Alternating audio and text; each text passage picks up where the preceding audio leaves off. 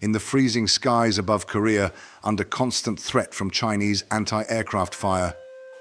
A squadron of Indian pilots flew unarmed planes into war zones. They weren't there to fight.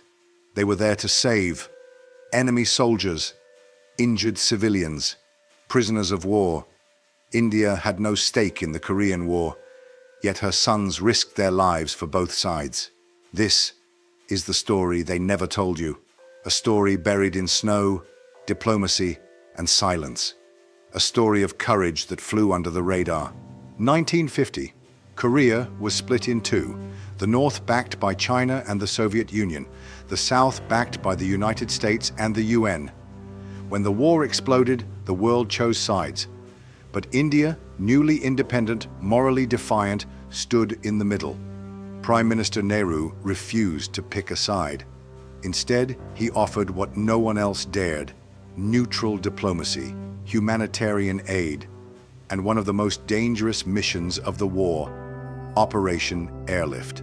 The Indian Air Force sent No. 12 Squadron to Korea, not with bombs, but with Dakota transport aircraft, carrying stretchers, blankets, and hope.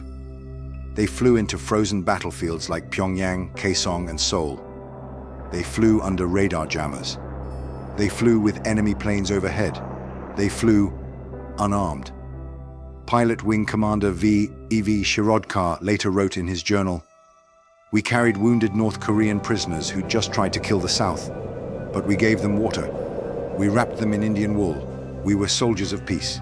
Sometimes the enemy wasn't the war, it was the cold. Temperatures dropped below -30 degrees Celsius. Engines froze mid-flight. Pilots landed on makeshift runways of snow and steel. Frostbite was common, sleep was rare. One pilot lost 3 toes. Another fainted mid-air from exhaustion. But the co-pilot landed them safely in Busan, and still, they flew back in. The Korean War wasn't just a conflict, it was a Cold War proxy. Prisoners were tortured, civilians disappeared. India led the Neutral Nations Repatriation Commission, escorting prisoners from both sides to safety, without taking sides. Indian Colonel K.S. Thimaiya, respected by both the US and China, oversaw the exchange.